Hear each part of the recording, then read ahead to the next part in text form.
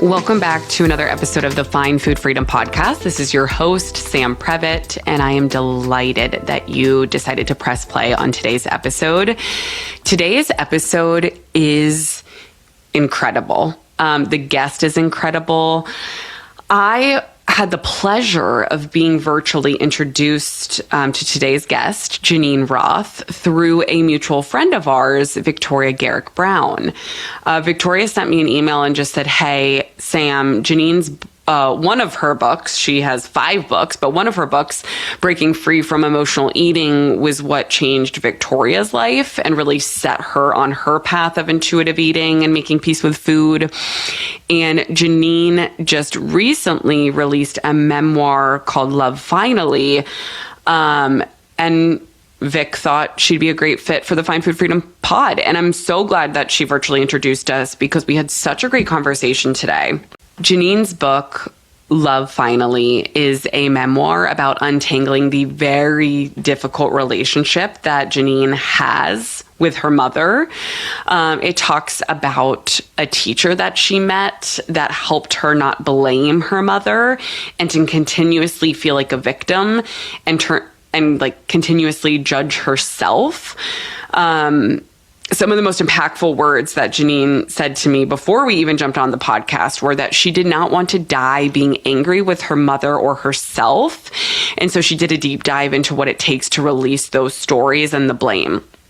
And when I read that, I was like, I need to talk to Geneen because we have so many clients at Find Food Freedom, not just mothers, right? Like the mother-daughter relationship is one we see often, but many different relationships that get really, really tricky, especially with diet culture looped in, whereas if you had a parent or an aunt or an uncle or a loved one who continuously made comments about your food choices or your body, maybe there was some verbal abuse or physical abuse or sexual abuse looped in. There is so much here that we hear in session with clients, and that is absolutely going to impact how you show up with your relationship with food and body and in life in general. And so today's episode, although we do talk about food and body, it is truly so much more than that. Like today's episode really focuses on Geneen's relationship to her mother and how she was able to free herself from, again, not blaming her mother and having that victim mentality and internalizing all of this judgment onto herself. And so I'm going to stop talking because this episode goes so deep into it. And I want to thank our guest, Geneen Roth, today for sharing her story with the world and with us. And if you are someone who has a tricky relationship with a loved one that involves food, body image, and sense of self, you are in the right place. One quick side note before we jump into today's episode, I did want to place a trigger warning on today's episode. There is discussion around calorie counts, weight, and different behaviors of self-harm discussed in today's episode. And so if you are in a place with eating disorder recovery or disordered eating where you feel like this could be detrimental to your journey, please skip this episode for today. What's most important is keeping you safe. And so I really wanted to call that out before we jump in. So thank you again for being here, and let's get into it. Okay, Geneen, I am very, very excited to chat with you today all about the mother-daughter relationship and just untangling that along the way. So thank you so much for being here. I'm thrilled to be here. I'm so excited. And I wish I was physically with you because that means I would be rooted in Hawaii right now. So I'm just gonna, you have your Hawaiian pictures in the background. I know. We rent a house and they have these hula people, Hawaiians in the back. And yeah, it's beautiful, actually. It's quite beautiful. Amazing. Here. Yes. Amazing. Well, so I would love to hear from you what really prompted you to want to write this memoir? Like, what, I'm sure it wasn't just one big moment. It was a bunch of little things, but how did this book come to be in the story that you knew needed to be told? You know, Sam, I realized I did not want to die hating my mother. And my mother is 98 now. Wow. Or I know, pretty amazing. Just turned, well, actually, she's 97. She'll be 98. Okay. And the amount of resentment that I had toward her. And even though we talked to each other and I saw her, there was a way in which when I heard her voice, something in me shut down.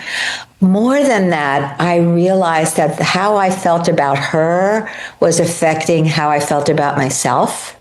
That there were many things that she said about me. For instance, my body, your ankles are like piano stools, your thighs are like mountains, your face is like a moon, your body is like your father's mother's body. And it was clear that she didn't like my father's mother's at all. So there was a way that I internalized that and kept turning against myself. And I think that was the most painful thing, the amount of self-rejection I had towards myself. I had dealt with a lot of stuff about food. I'd written a lot of books about it. I had worked through the most intense part of my relationship with food, the gaining and losing, as I say, enough weight for a small horse or a baby grand piano over 17 years, being anorexic, being bulimic, binging and dieting. And that was, for the most part, food will always be a trigger for me of some kind. But for the most part, pretty clear. What prompted all that was the self-rejection, was the way I turned against myself. And so it was the combination of that made me want to write Love Finally. Wow. Thank you so much for sharing all of that. And I just, as you were speaking, I was just thinking about, I had like a Rolodex of clients in my head who I'm picturing the amount of people I've sat with, clients or not, that just have such a similar story to you of growing up with a mother who is making comments about their body, or who has like so much internalized fat phobia and diet culture and eating disorder or disordered eating themselves, but they weren't given those tools. They're going to have a much different generation, a different place in their life. So as you went through many, many years of kind of healing your own relationship with food and walking that journey, at what point did you notice there was like a turning point of, okay, I think I want to try to forgive my mother, or like I want to, because it's really hard to do that while you're actively trying to kind of unravel your own self-hatred, like you were talking about. Like you had to kind of work through that, but then there's this relationship with your mother, which is like separate entity. So at what point do you feel like your relationship with food and body was pretty, I hate using the word healed because it's a journey, right? And it ebbs and flows and it's always a work in progress. But was it when you were at more of a neutral point with food and body that you're like, now I want to address this relationship with my mother? Sorry, I'm throwing a million questions at you. You know what? It's totally fine because this is a really big subject. Yeah. It's complex. It's not just a little, okay, well, and then what? And then what happened? It's not like that. So I understand all of these threads and questions. For me, what happened was that I met a woman that a friend told me was, I used this in the book, a walking love field. And, you know, I had been in 40 years of therapy, as many years of spiritual practice, a lot of wonderful therapies, somatic therapy, internal family system, psychoanalytic psychotherapy, Gestalt therapy. I mean, I just did the gamut, and so much of it was wonderful. Mm-hmm. And same with spiritual retreats at many, many meditation retreats. I meditated every day, all of that was in place. I felt like I was as, quote, healed as it was possible to be healed. But I still took myself as the victim of an abusive, narcissistic, horrific mother. In fact, so horrific that as I was writing this book, I looked up who are the most horrible mothers in the world. And what came up was Charles Manson's mother, the serial killer's mother, who traded him for a can of beer. And I thought, yeah, well, okay, my mother was a lot better than that mother. Still, there was a way that I used the badge of daughter of a narcissistic and abusive mother. Okay. And I felt like that was going to stay with me for the rest of my life. And to feel like you're a victim of something is difficult, because when you're a victim, then you're kind of take yourself to be small. And it's not that bad things didn't happen. My mother threw me around. She hit me. She said horrible things. She left.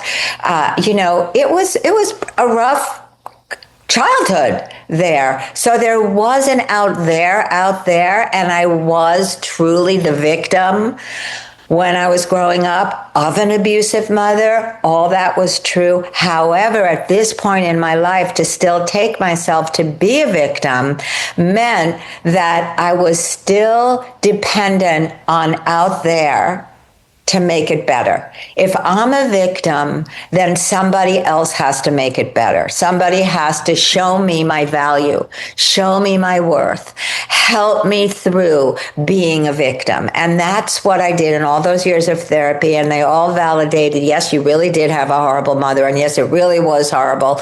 And that was really helpful. But I needed to move past that.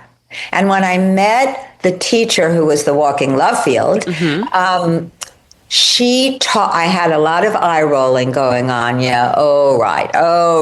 And one of the first things I said to her in this group gathering was, I don't want to be snookered again. I don't want to believe that this is possible to change. And she said, well, how about doing this, what she called the 6 steps, which I call the 6 steps in the book, with me and see what happens. And so it was meeting her that was the catalyst for me writing this book. Got it. Okay. I love that walking love field. That's I know. What could be better than that? I was going to say, what's a better title than that? So, wow, this is there's so much nuance here. There's so much depth. And for those listening, I don't think they're going to feel this way, but I always like to put a disclaimer of this is not us having a conversation of like, you need to forgive the people in your life and this is what you need to do. No, forget that. Yeah. In fact, just the word forgiveness can trigger many people to, no, I won't. No, you can't make me. No, I'm not going to. No, and I had at least 2 therapists who I deeply respected say to me, why are you still talking to your mother? How come you still have a relationship with your mother? This is not somebody you should forgive, certainly, no less be in contact with. So I understand what the word forgiveness brings up for many people. So to be clear, what I want to say, this was never about forgiving my mother, ever. This was about forgiving myself for believing. And I even am tentative about using that word vis-a-vis myself, even using the word forgiveness. It's so charged, it's so loaded that I don't use it very much. But the real pain for me was that I still believed the things my mother told me about me. Not so much about my thighs or about my face, but about who I was. I believed that I was damaged at the core, that I wasn't enough, that I didn't matter, that the kind of girl that would deserve the mother that I had And that's sort of like was the fifth of the 6 steps, or maybe the fourth. I can't quite remember. Was the kind of girl who didn't matter, whose existence didn't matter, who was irrelevant, who didn't have impact. And there was some way that I was still seeing through those lenses, despite the fact that I am in a loving, satisfying marriage and have been for years. I have work that I love. Anybody would look at me and say, and what do you have to be unhappy about?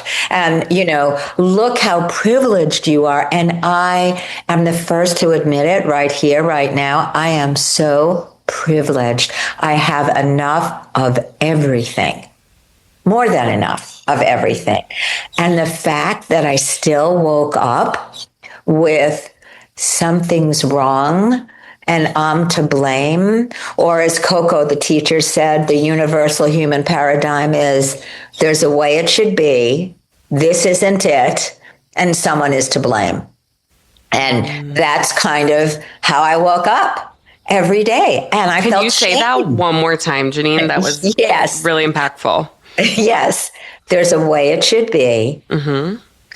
This is a universal human paradigm, and you can see it in yourself in 10,000 different ways. Mm-hmm. There's a way it should be. This is not it. Mm-hmm.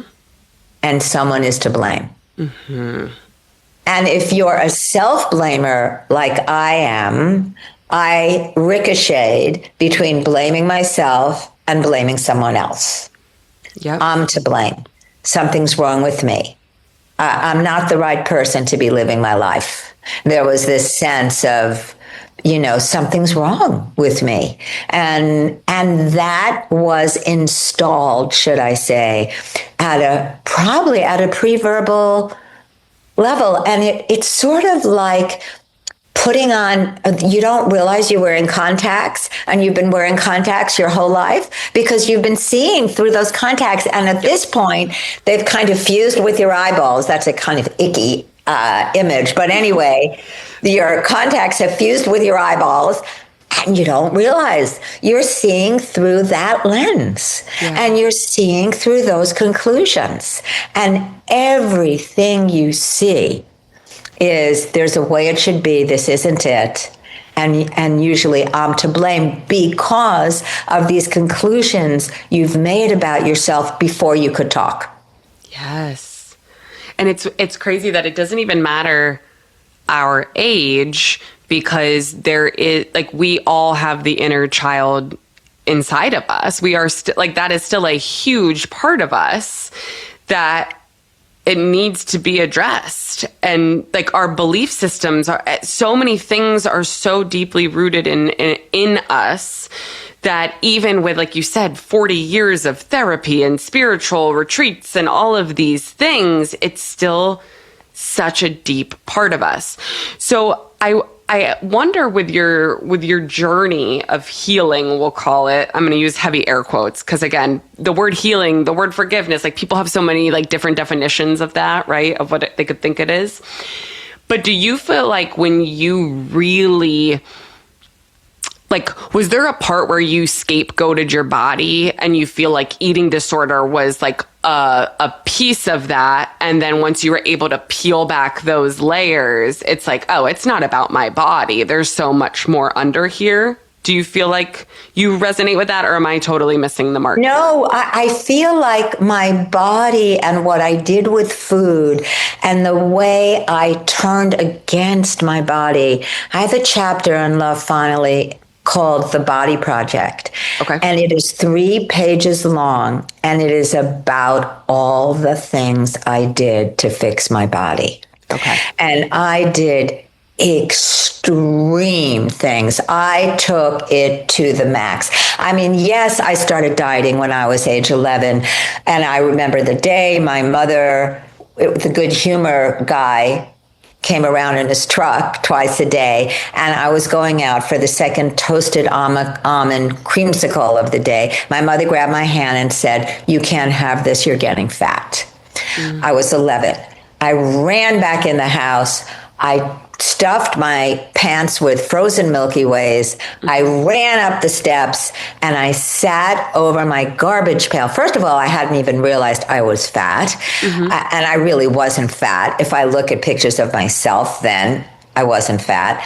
I ate every one of those frozen Milky Ways, eating and crying, eating and crying, eating and crying. And from there on, I dieted and binged for the next 17 years. I was anorexic. I took diet pills. I was addicted to amphetamines. I went on, my favorite diet was the all brown diet, which I made up.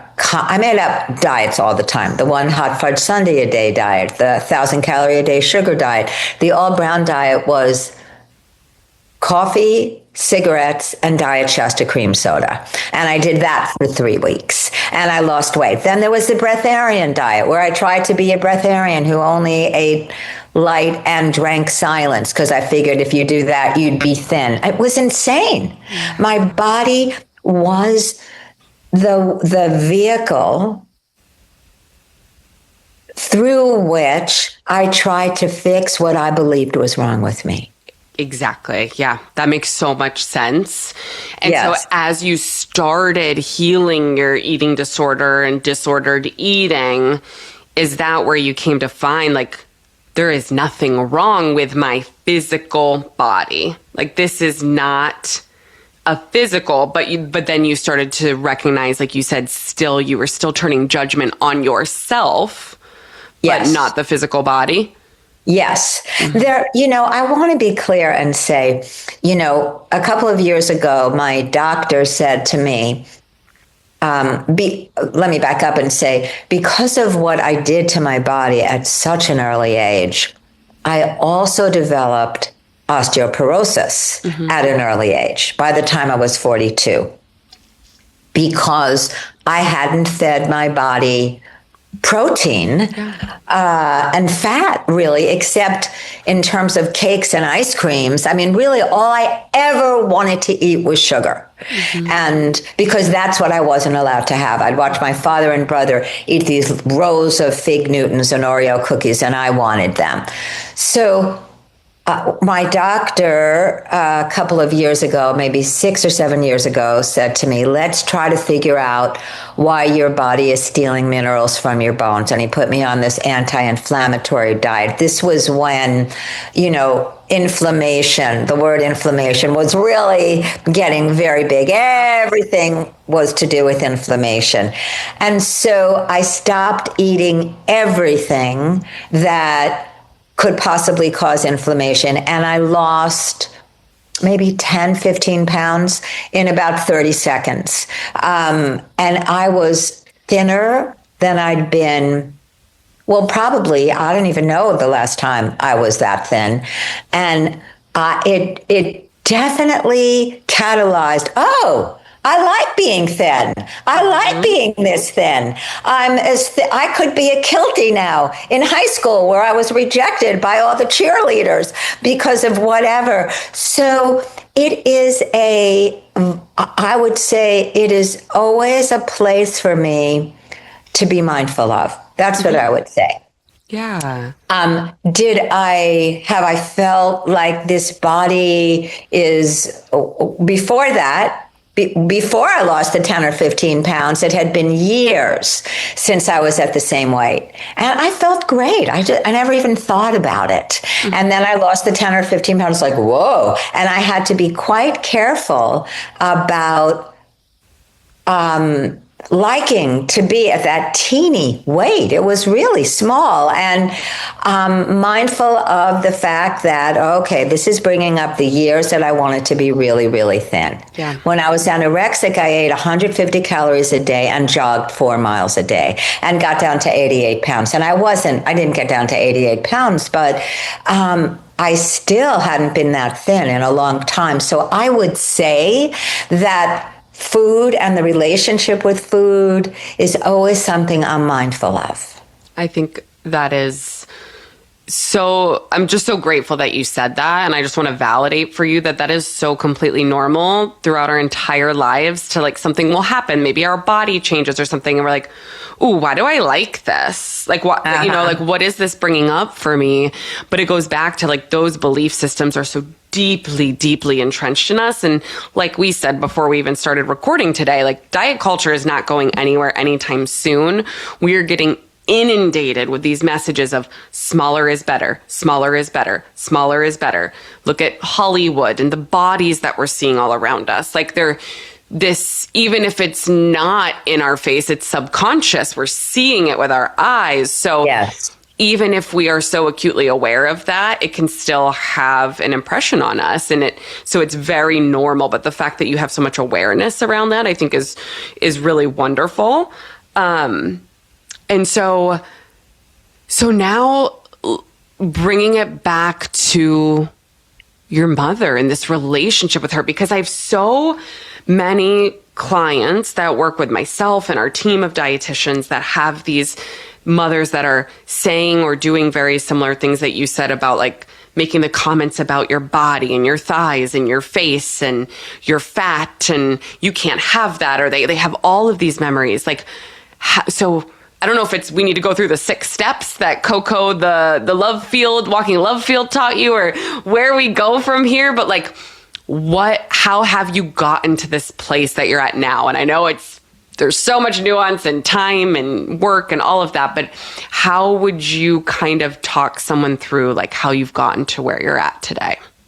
Yeah. So I would say a couple of things. I want to back up and say one thing I would say about intuitive eating is that, which I realized because I have been working with myself and also working with my students for many, many years. When I first started, and this isn't an answer to your question, but I will answer your question. Oh, yeah. I had a set of eating guidelines. And the first one was eat when you're hungry. The second one is eat what your body wants. The third one was eat sitting down in a calm environment. This doesn't include the car. The next one was eat without distractions.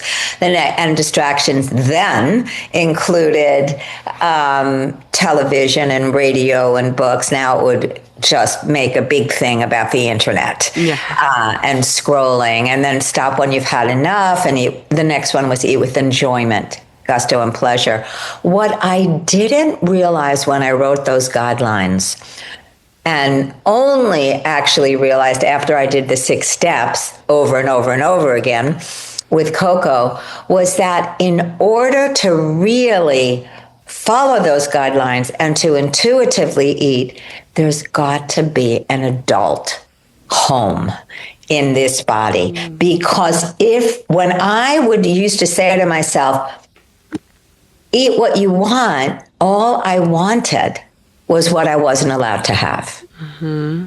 So unless there is an adult present, the answer to eat what you want would come from an 11-year-old or a 12-year-old or a 15-year-old. So what I talk to my students about now is just make sure there's somebody present in there. And if you're hearing from a 12-year-old or a 15-year-old, that's fine. That's okay.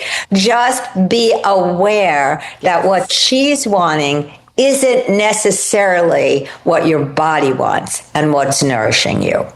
I love that point. And like you said, that's okay. Yes. And being present and sitting with that and recognizing like you are allowed to have all of the Oreo package or whatever it is.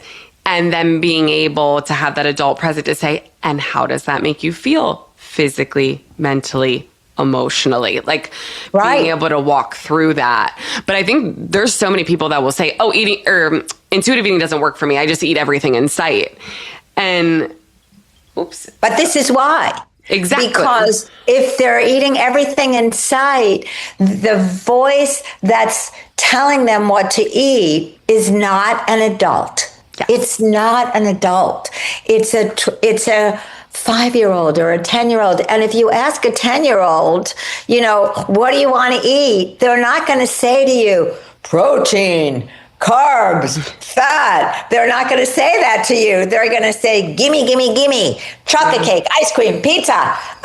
So it's good to be aware that for people who think intuitive eating doesn't work, it's because they're not actually listening to what the adult wants.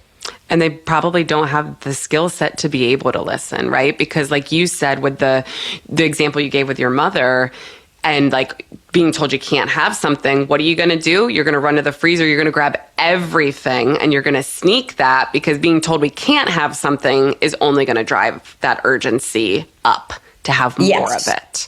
Yes. So right. Great points there. I'm so glad you brought all that up, because I think it's really important.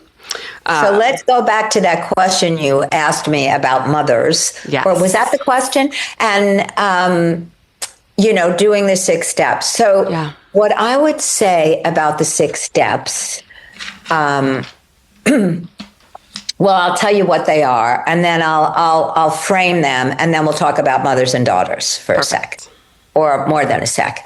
The first step of the 6 steps is to realize you're triggered. So I tell a story in Love Finally about the day my mother saw a picture of me on Facebook and called me and said, "You're fat." Now, this was a couple of years ago. So we're not talking 11 or 15 or 20. We're talking recently. Not that recently, because it was pre-COVID. That's the trigger. I mean, I did say to her, "Mom, you're not allowed to tell me I'm fat. That is not okay with me." That cut off the conversation. We're past you commenting on my body. Mm-hmm. But you know what, Sam? The thing about that and thinking that will fix it isn't really going to fix it, because the issue is not fixing it out there. It's where her telling me I'm fat lands in me. Yeah. And when it's landing in me, it can't get fixed out there. And we keep trying to fix the out there. Well, they're talking to me like that, and I walk into this situation, and that's not okay, so I'm not going to go into that situation again. And I don't like being around that person because of this. Now, that doesn't mean you should be around anybody you don't want to be around, but it's good to know that whatever they bring up, it's not about them. Yeah. It's about what's coming up in you. Yep. By what they're doing or saying. So going through the 6 steps, my mother tells me I'm fat. That's the trigger. The first step is the trigger. The second step, and here's the part that I think people have the hardest time with of these steps, and which is why they're so revolutionary, is the second step is it's about me. It's not about my mother. It's not about what she told me. It's about me. This is so hard. I was working with a student the other day who was telling me that her mother was visiting her, and she, my student, put on a bathing suit. And her mother walked in and said, "Oh my God, I can't believe what you look like in that bathing suit. Your thighs, the size of your thighs." And the response was, for her, feeling deep shame, mm-hmm. which, of course, would be a lot of our responses to that. Oh, I'm fat, something's wrong with me. It was anger, first of all, but then it was also shame. She, as I work with her on the 6 steps, she kept wanting to have this be about her mother. My mother always tells me that. My mother told me that when I was young. My mother did put me on a diet when I was 8. My mother brought me to the diet doctor when I was 10. My mother this and my mother that. And that's that's what we want to do. Because really, nobody should talk to anybody like that. Mm-hmm. I mean, that's the truth. However, if you start feeling like you can't go anywhere, you have to control your circumstances or what's coming out of your mother's mouth, then you are definitely in trouble. Yep. because you are at risk in any situation. So it's about me means it's about what's coming up in me. Mm-hmm. It's about me. It's not about my mother. When I first started working with Coco, I hated her because she kept saying to me, it's not about what your mother did. It's not about the fact that she dragged you across the floor by your hair. It's not about the fact that she told you were fat all the time. And I kept saying to her, well, what do you mean it's not about that? I had a narcissistic, abusive mother. Of course it's about her. And she said, no, it is no longer about her. It is about what you concluded about yourself that having that mother brought up in you. I did not like that for 1 second. Okay, I'm gonna make you repeat that, Geneen. It was so powerful. I know. It's revolutionary, isn't it? It really is. It's just like, who says that? What do you mean it's not about her? I want to take a quick break to talk about Factor meals. If you've been following along on social, you've probably seen I have been up, down, and all around. I've gone on like 4 trips in the past 4 weeks, and it has been such a wonderful, wonderful summer of traveling for friends' weddings and family vacations, and traveling up north to see just our friends and family. And I can't say enough good things about it. And it does make staying in a routine with certain things just really difficult. And so one thing I love about Factor meals is it really helps me stay consistent with nourishing my body, because when I go back and forth between trips, like the grocery shopping / making sure our fridge is cleaned out, it's a hard balance of not wanting to buy too much fresh produce and then clear out the fridge before the trip. So that's where I've been really been loving Factor meals. My favorite obsession of the late has been their salmon burgers. It's just been really yummy during the summertime. So I want to encourage you to reframe these meals as a way to show an act of self-care. Making food more convenient and more easy means you are going to nourish your body more and easier. And it really delays that barrier to entry and allows you to get to food. So at the end of the day, that is such a win for me. So you can head to factormeals.com/freedom50off and use code freedom50off to get 50% off and 1 free breakfast item per box for 1 year while supplies last until 10/31/26. Again, that is freedom50off, freedom50off at factormeals.com/freedom50off at factormeals.com/freedom50off. See website for more details. So what Coco said to me, and what I now realized, because this has been 6 years now where I first started hearing about the 6 steps. She kept saying to me, it's not about what your mother did. It's not about the fact that she hit you, called you fat. Yes, there was an out there. Yes, you did have, and this is where I started today with you. Yes, you did have a narcissistic, neglectful, abusive mother. That's true. That happened. There's no doubt about that. And I'm sorry that happened, but your mother's not here. And what you're experiencing right now without your mother here is that something is wrong with you, that you interpreted. When my mother said to me, when I was 11, my mother brought me into her room and told me she was getting divorced. She hadn't told my father yet. I was the first person she told, and I started to cry. And she got so mad at me for crying, and she sent me to my room and said, you are the most selfish person ever. All you ever think about is yourself. Now, today, a parent would not tell their kid they were getting divorced without sitting down and saying, this has nothing to do with you. And of course you feel sad. And here's no, those were not those days. So what I took in about that was that I believed I was selfish. and that was wrong with me. That was what was wrong with me. And that got installed, not just when I was 11, which was the same year I was put on the diet, but to do with anything. Yep. When my mother, often I tell these stories in the book too, this is a memoir, and I go into the deep and dark places, but there is a trajectory of happiness that happens where my mother would give me things and then ask for them back. And every time I would say, Mom, you gave that to me. I love it. I don't want to give it back. You're so selfish. Isn't that just like you? And so I'd feel like something was wrong with me. And what was wrong with me was that I was selfish. And what Coco said to me, until you look at that and realize that that was a lie, you will never feel whole inside. You will never be free.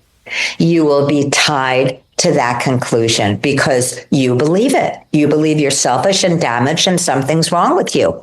Mm-hmm. So the third step, it's about me, is the feelings. And what comes up often for people is shame and anger. And like when my mother told me I was fat, there was a wash of shame. Wow, am I fat? Did I not realize I was fat? I mean, I went back to being really young. Didn't matter that I was teaching a retreat at that time, and I had called my mother during that retreat because she called me. It didn't matter. Wow, am I really fat? I went back. I'm 11 again. I'm 8 again. Yep. And so the feelings of shame, of something's wrong with me, of who do I think I am here? You know, who do you think you are, little Missy? Feeling so good about yourself. That comes up. Yep. And then the next step 4, after the feelings, is the conclusion. An early memory. Oh, yeah. Step 4 is, go back to an earlier time in your life when you felt like that. And of course, I had multiple times. Yes. And so the 5th step is, what did you conclude about yourself then? Okay. I concluded something was wrong with me. I was fat. I was damaged. I was never going to get it right, no matter what I ever did. I'm an adult now, going through these steps and realizing, wow, I still at some point, some level believe those things.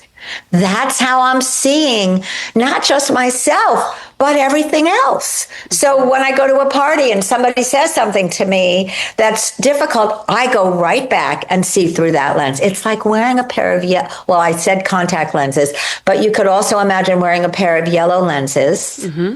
And seeing everything as yellow. Yep. And then so you name the conclusion. The conclusion is, I'm selfish, I'm damaged, I don't matter, I'm not enough. And you begin to get it that this is how you see yourself. Not just in that situation, but it was installed at a very early age. And so you bring that with you everywhere. Everywhere. And you're always at risk of falling into that until you work with the 6th step, which is the awareness of that. Okay. And the second you become aware of, oh, wow, I actually still believe that I'm damaged. I'm not enough. Then there's distance in between you and the conclusion. Yeah. And you're able to see that you're believing a lie. It was a lie. It's still a lie. It was an unavoidable conclusion that you made. Yes. And to that extent, for those who dare to use the word forgiveness, and I don't use it that much, I would say that that's where you say to yourself, oh, sweetheart, of course you believed that. You really didn't have another choice. You depended on this human for caretaking, for love. You needed her to survive. She told you you were wrong, selfish, bad. Of course you believe that. And then you start seeing, it starts becoming transparent. You start seeing that was a lie and it was never, ever true. And where forgiveness comes in is that you start forgiving yourself for believing that. Oh, I love that. Forgiving yourself for believing those lies. Yes. And there are times I've had to do this multiple times over these early conclusions because they got installed at such an early age. Yes, my conscious memories are of being 8, 9, 10, and 11, but my mother was lonely. My mother, there was no love between my parents.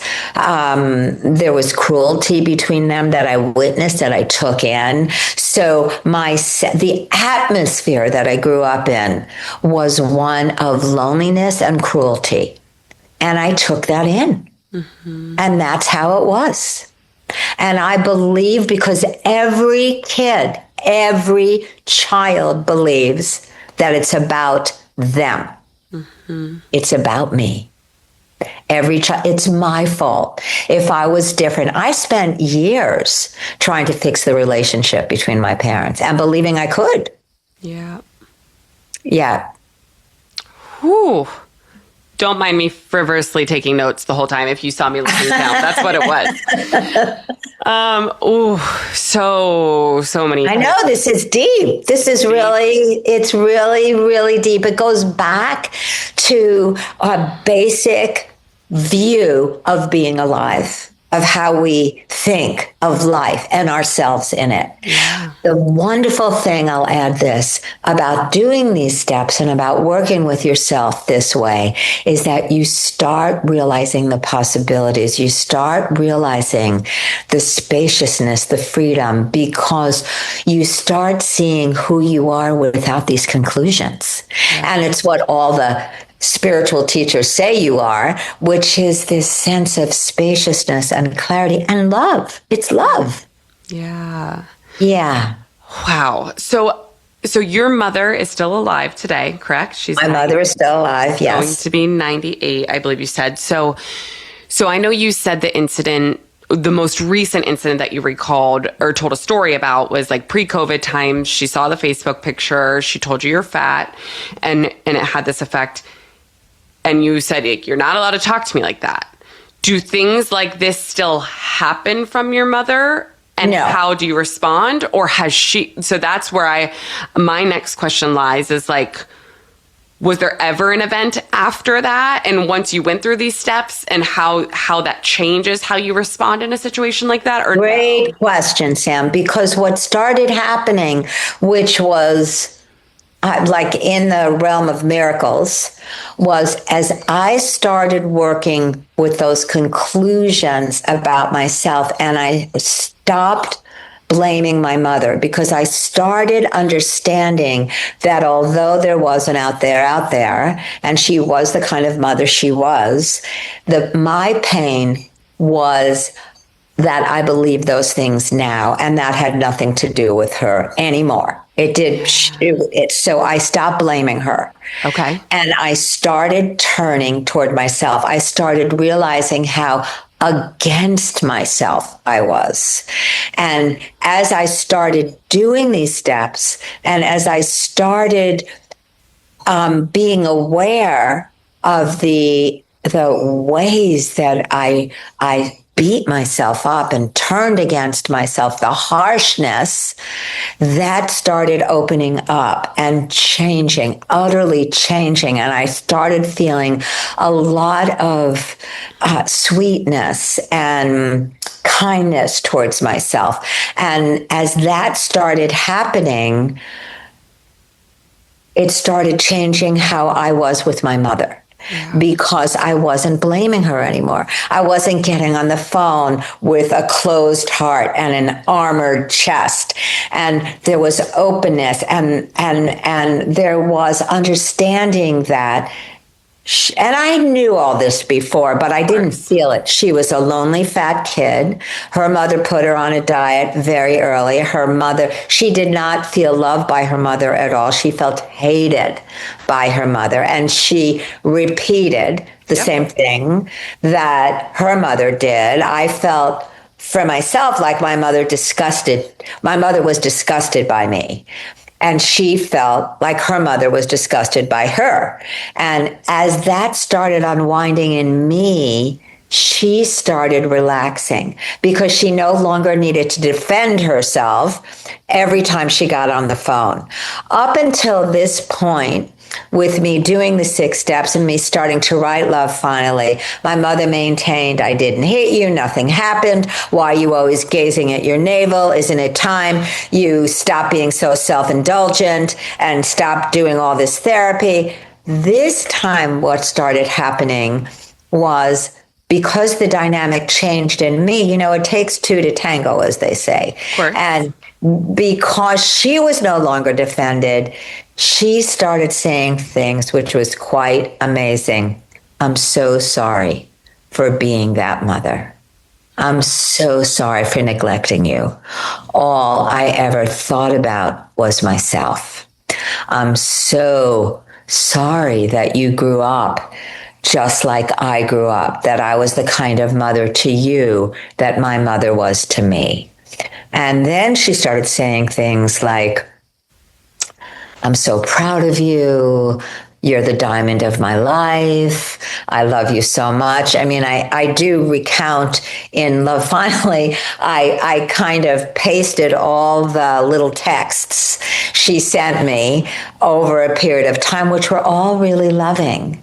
Mm-hmm. And, the first time she said to me, can you ever forgive me for being that kind of mother? I was standing in the kitchen and I put my cup of tea down and I said, gee, Mom, I'm going to have to think about this. After all these years, I love that you're feeling this, but it's a little hard for me to take in and believe, actually. Mm-hmm. Yeah. So, it took a while, but that was the process with us. And now I would say that, and so it took me 6 years to write that book. I wouldn't say it took 6 years to go through this process with my mother, because the beginning of it was me diving down into what had happened between us and the ways I hated myself. But then I came out the other side of it, and my relationship with my mother came out the other side of it, and we're good now. There's a lot of love between us. Is she my favorite person in the world? No. So just to be honest about that, but I really respect her. She really feels committed to really being at peace at this point in her life. Mm-hmm. And it's amazing to have a mother that is like this now. It's amazing. It's extraordinary. So it's changed dramatically, but only because I changed. Yes. And I stopped turning against myself. Wow. So impactful in so many different ways. And I think so many people can relate to what you are, what you've experienced and felt. And potentially they're having those same feelings of the email that you and I, email chain, we were going back and forth, where you said to me, I didn't want to die being angry with my mother or myself. And right. So I think so many people can relate to that. And then they're like, but what the hell do I do? Right. And some of this is reminding me too of we talk a lot with our clients about, especially at social events, right? Or family, holidays and things like that.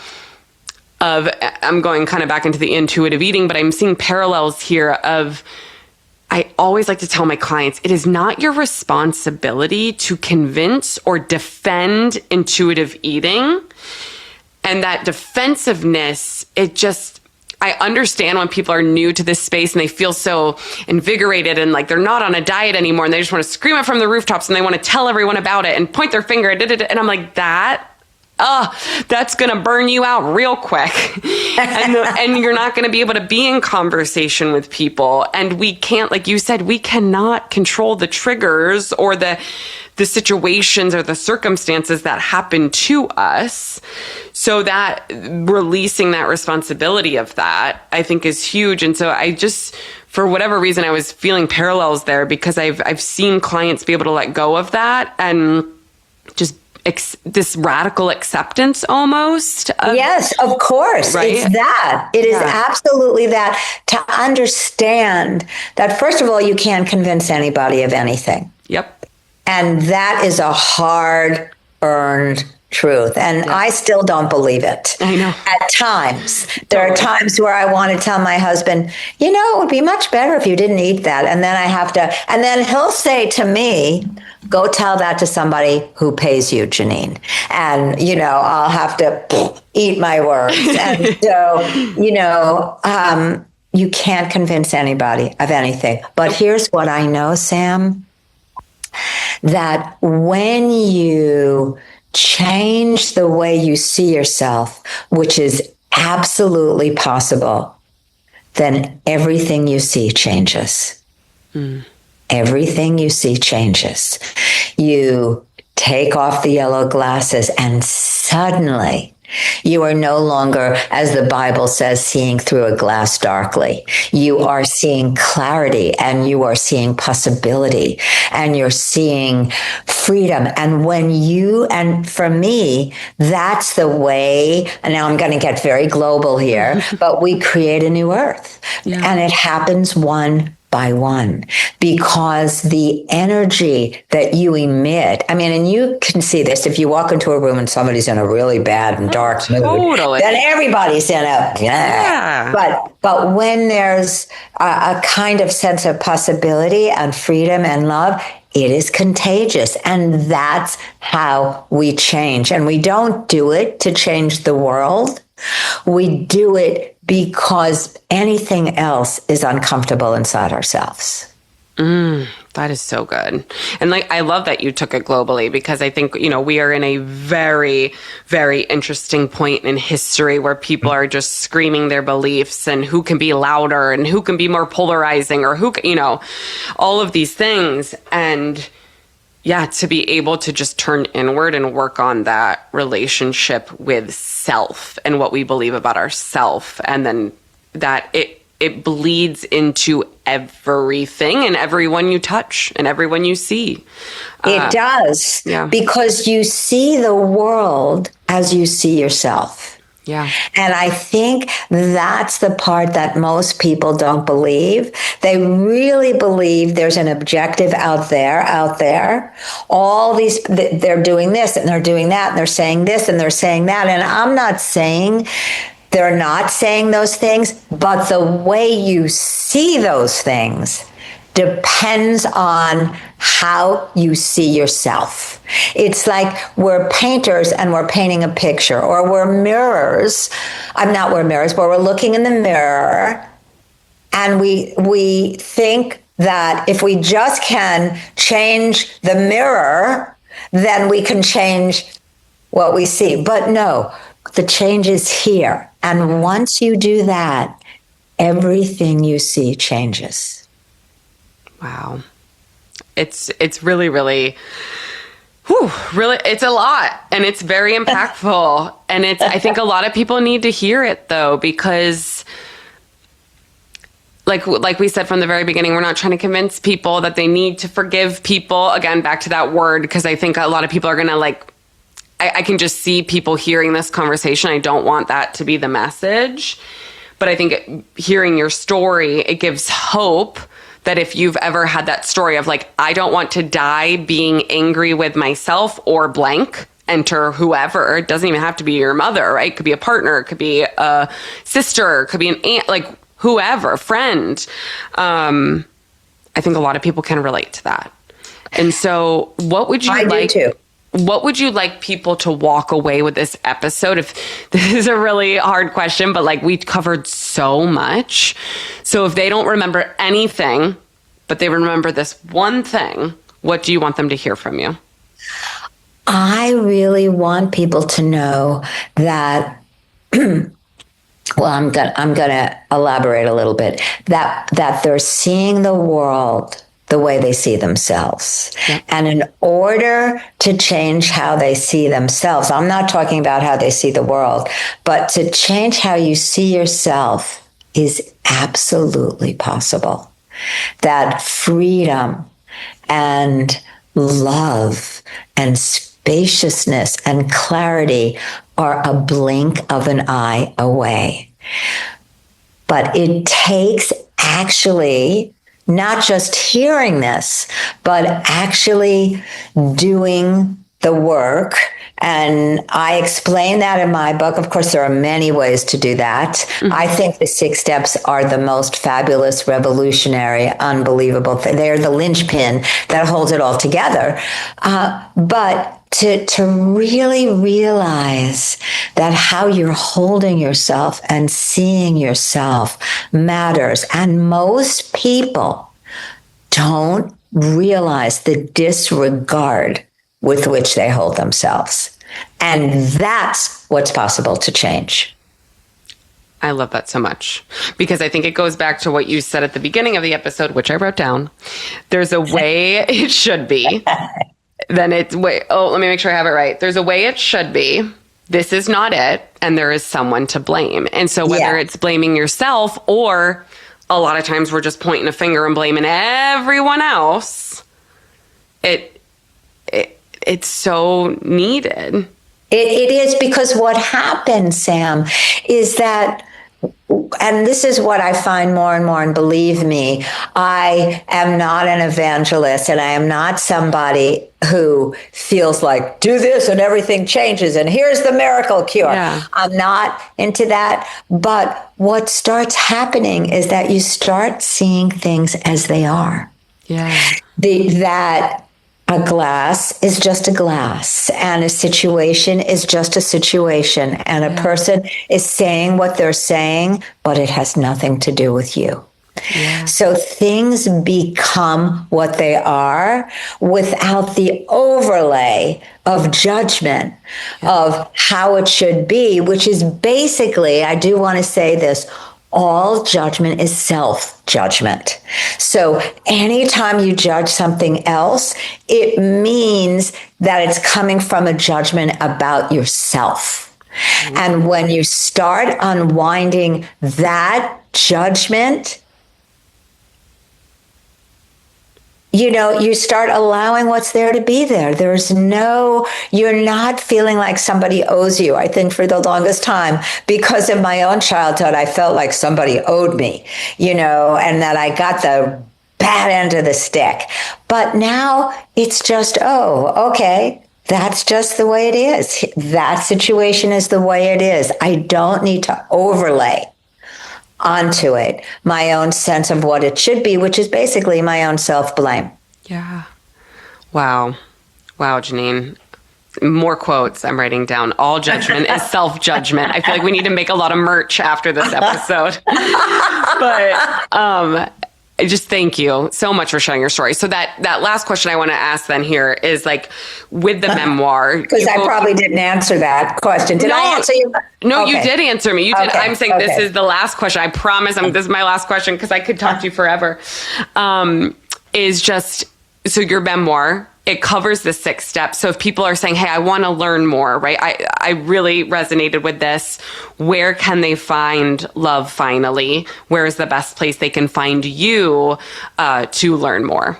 Yeah. So there's an entire chapter about the 6 steps in Love Finally, but also really the whole book is about me unpacking the self-hatred I had towards myself vis-a-vis my relationship with my mother, and about doing the 6 steps. It's a memoir about meeting Coco, who taught me these steps, and about my mother. So the whole book is about that, and they can find that book pretty much anywhere.